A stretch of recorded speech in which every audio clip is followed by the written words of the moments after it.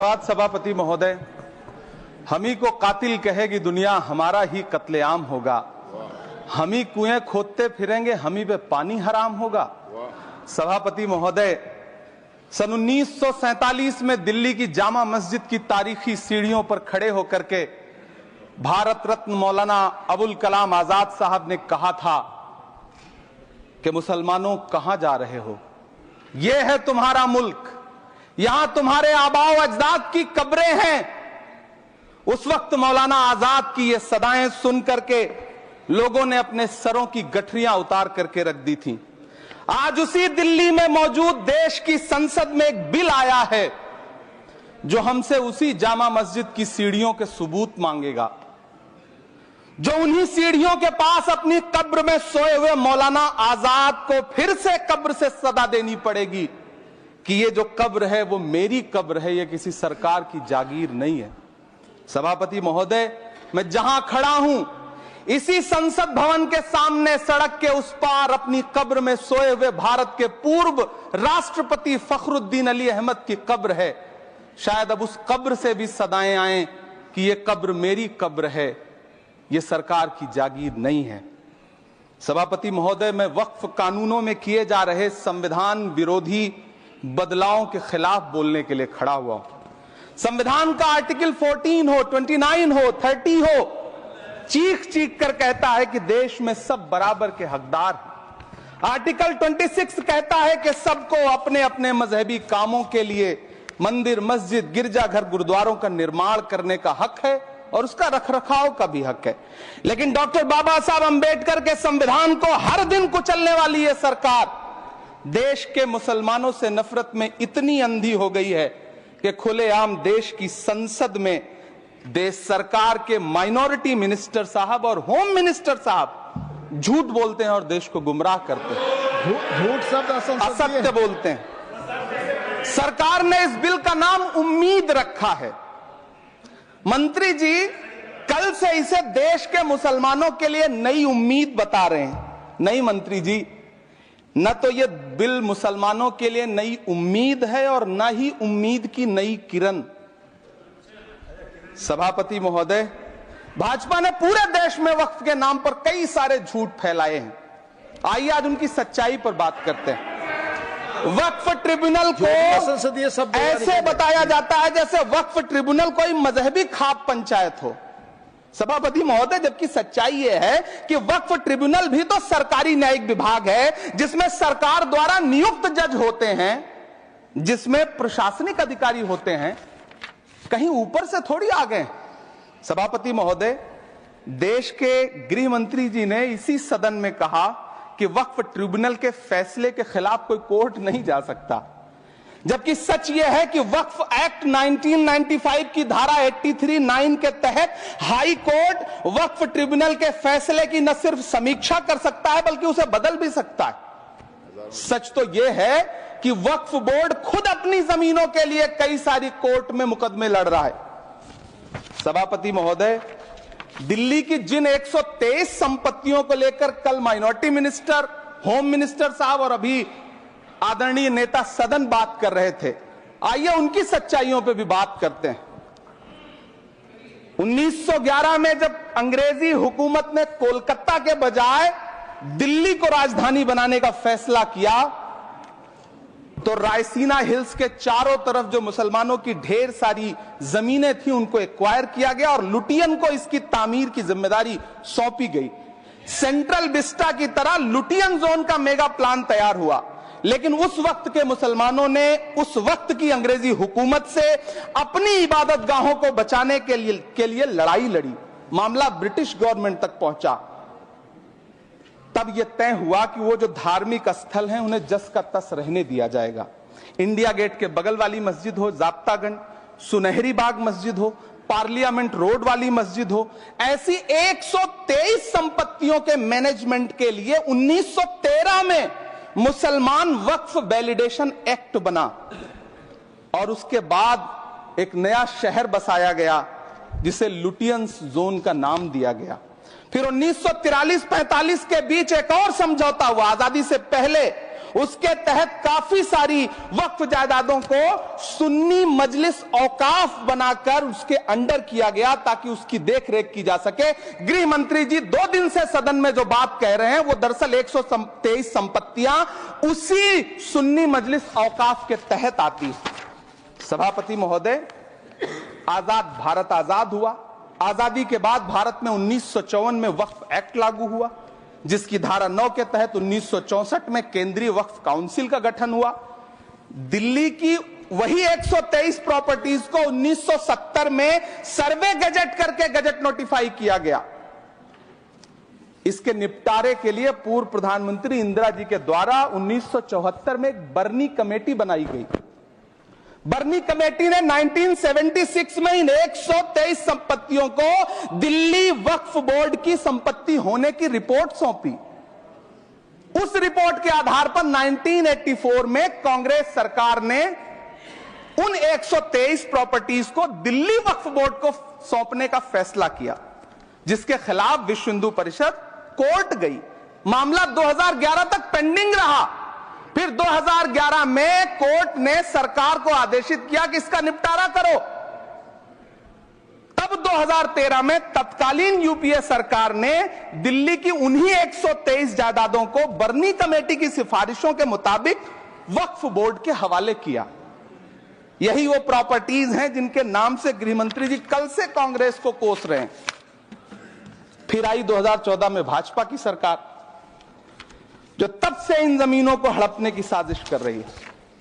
जिस बिल को मुसलमानों के हुकूक की हिफाजत करने वाला बिल बताया जा रहा है, उसी को पेश करने के लिए और उस पर बात करने के लिए लोकसभा में भाजपा सरकार के पास एक भी मुस्लिम सांसद नहीं है। जिस वक्त, मैं लोकसभा कह रहा हूं, सुना करिए, जिस वक्फ बिल को मुस्लिम महिलाओं को हक दिलाने वाला बताया जा रहा है, उसे संसद में पेश करने वाली पार्टी के पास न तो राज्यसभा में, न लोकसभा में, न देश की किसी विधानसभा में एक भी मुस्लिम महिला सदस्य नहीं।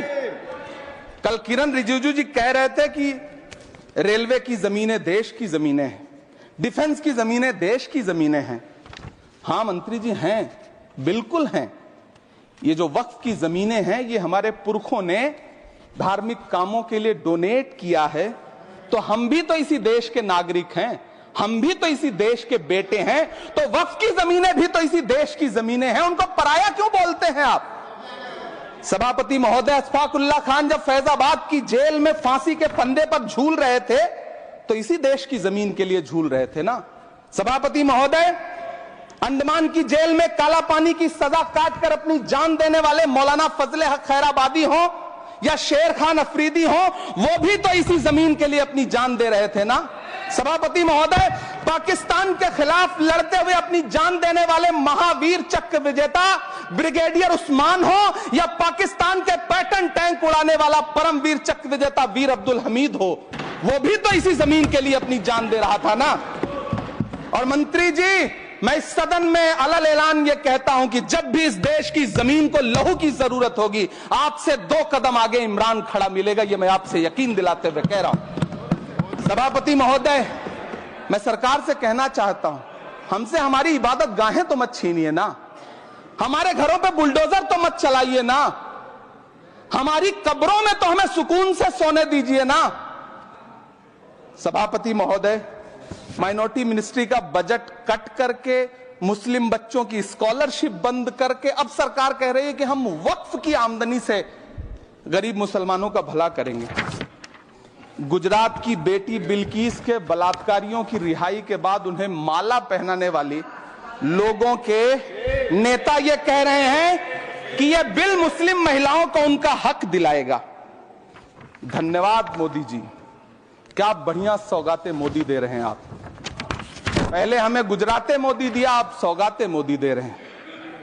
लेकिन यह सरकार इतना याद रखे कि इसी ठसक के साथ देश की संसद में सीए का कानून भी लाया गया था और कहा गया था बड़े बड़े भाषण देकर के कि पड़ोसी देशों से हिंदू भाइयों को ला करके यहां नागरिकता दी जाएगी। लेकिन मैं आपके संज्ञान में लाता हूं सर कि पिछले इतने दिनों में इनसे नागरिकता लेने के लिए 2000 व्यक्ति भी नहीं आए, जबकि इसके उलट इन्हीं की सरकार में पिछले 10 साल में 15 लाख से ज्यादा भारतीयों ने भारत की नागरिकता छोड़ करके दूसरे देश में जाकर के बस गए।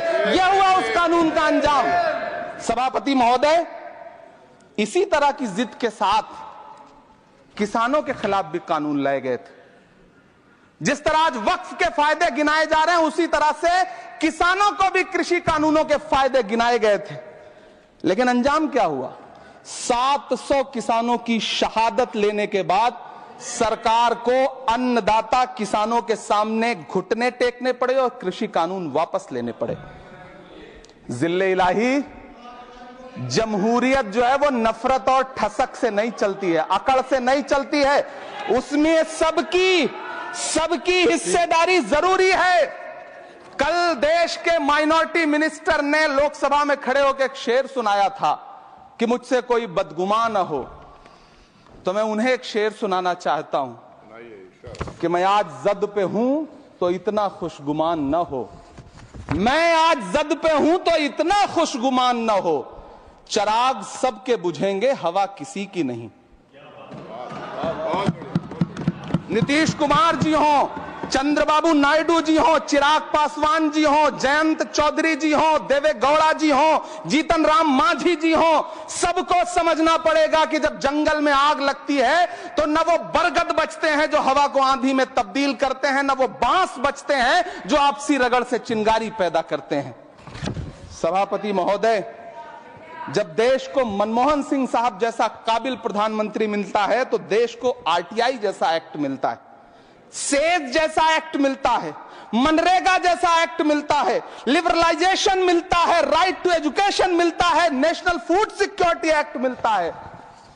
लेकिन जब देश को सौगातें मोदी मिलती है तो क्या मिलता है? सीए मिलता है, फॉर्म्स लॉ मिलता है, आर्टिकल 370 मिलता है, इलेक्टोरल बॉन्ड जैसा एक्ट मिलता है और वक्फ अमेंडमेंट एक्ट जैसे बिल देश को मिलते हैं।